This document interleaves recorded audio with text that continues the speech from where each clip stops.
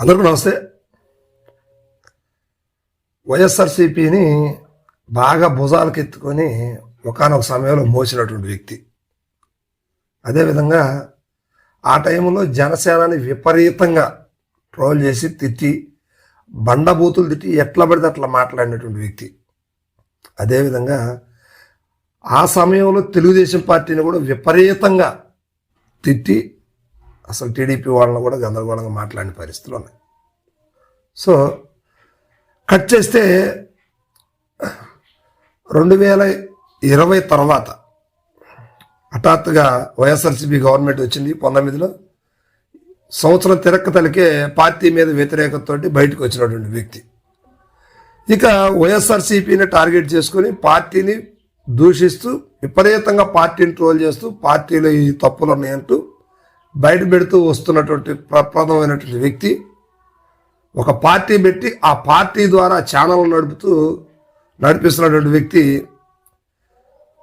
Mahasena Rajesh Mahasena media మనందరికీ తెలుసు.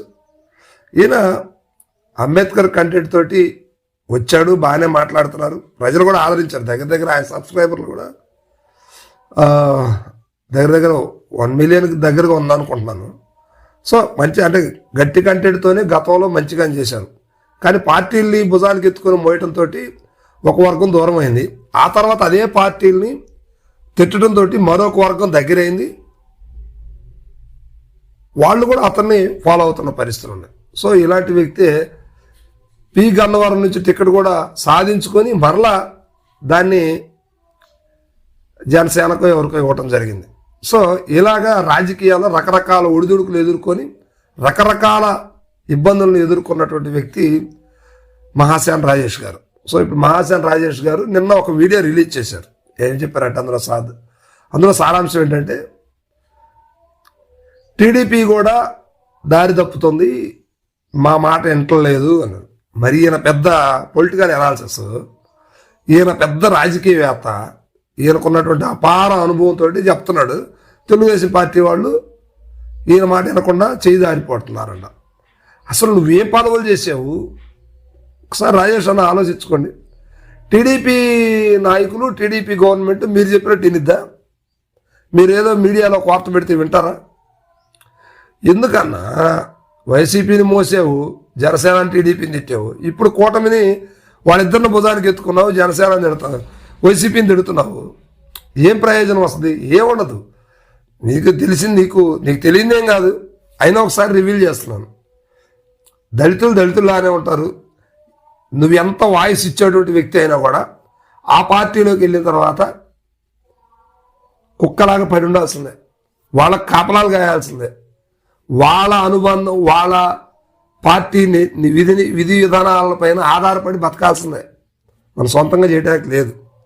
ఓకేనా? సో ఈ వీడియో ఎందుకు చేస్తున్నానంటే నువ్వు వైఎస్ఆర్సీపీని తిట్టావు, వైఎస్ఆర్సీపీ నా మాట వినలేదన్నావు. వైఎస్ఆర్సీపీ నీ మాట ఎందుకు వినాలి? ఎందుకంటుంది అనుకో, నువ్వు ఎలా అనుకుంటున్నావు? టీడీపీ నీ మాట ఎందుకు వినాలి? ఎందుకు వాళ్ళు కంట్రోల్ తప్పుతున్నారని నువ్వు ఎందుకు వీడియోలు చేస్తున్నావు? అసలు నువ్వెవరివి? నీకు ఏ అర్హత ఉంది వాళ్ళ పార్టీని విమర్శించడానికి? నువ్వు పార్టీ పెట్టుకున్నావు, ఆ పార్టీ మీద ఏమన్నా డిపెండ్ అయి ఉన్నావా? ఆ పార్టీని తీసుకుపోయి వేరే వాళ్ళ దగ్గర కాళ్ళ దగ్గర పెట్టేశావు. నీకున్నటువంటి ఇన్ఫ్లుయెన్స్, నీకున్నటువంటి ఆ బ్యాక్గ్రౌండ్ మొత్తం కూడా నువ్వే కాల్ చేసుకుంటున్న పరిస్థితి కనిపిస్తుంది. సో రాజేష్ అన్నకి నేను ఇచ్చేటువంటి సలహా ఏంటంటే, మీరు అంబేద్కర్ వాది, అంబేద్కర్ కంటెంట్ ఎంతోమందికి మీరు హెల్ప్ చేసి ఉండొచ్చు, అంబేద్కర్ వాదం ద్వారా ఎన్నో కార్యక్రమాలు చేసి ఉండొచ్చు, మీకు పేరు వచ్చి ఉండొచ్చు. కానీ పొలిటికల్ అవి దళితుల పార్టీలు కాదు, అవి ఉన్నత వర్గాలకు చెందిన పార్టీలు. నువ్వు ఏ పార్టీలో చేరినా వాళ్ళు చెప్పినట్టు వినాల్సిందే. నీ అంటూ ఓన్ కంటెంట్ ఓన్గా నువ్వేం మాట్లాడటలేదు. అట్లా మనం చూస్తూ ఉన్నాం పొలిటికల్గా. ఒక ఎనాలిసిస్గా మనం ఎంతమందిని చూడట్లేదు. ఎవరన్నా వాళ్ళ పార్టీలోనే కొంతమంది అధిష్టానం పర్మిషన్ లేకుండా ఏదన్నా ఒక మాట మాట్లాడితే పార్టీ క్రమశిక్షణ రాహిత్యం కింద వీటిలో వేస్తారు. సరే వాళ్ళని వేయరు అనుకో, కానీ దళితుల్లో ఎవరన్నా మాట్లాడితే ఖచ్చితంగా వాళ్ళకి పార్టీ క్రమశిక్షణ రాహిత్యం కింద వాళ్ళకి వెయిట్ వేస్తారు. కానీ నువ్వు ఒక్క వీడియో అయినా అలాంటి వీడియో చేసావా?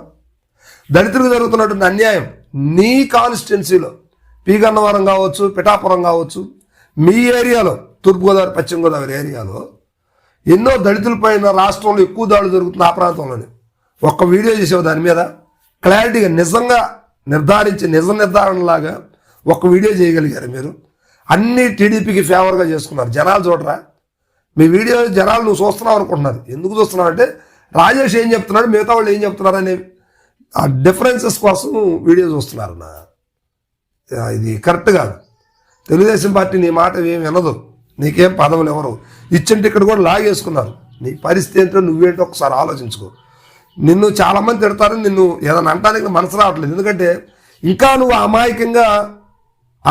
అమాయకంగా ఉండిపోయిన పరిస్థితులు కనిపిస్తుంది. సో ఇది కరెక్ట్ అయితే కాదు. సో ఇప్పటికైనా కళ్ళు తెరవండి.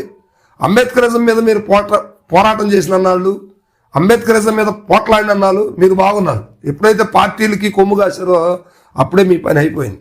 సరే, మీరు రాజకీయంగా ఎదగాలని కోరుకుంటున్న వాళ్ళలో మేము కూడా ఉన్నాము. కానీ అంత దారుణంగా పార్టీని భుజాన్ని వేసుకుని మోయాల్సిన అవసరం లేదు. ఎందుకంటే ఏ పార్టీలు దళితులకి ఏం చేయవు. Thank you.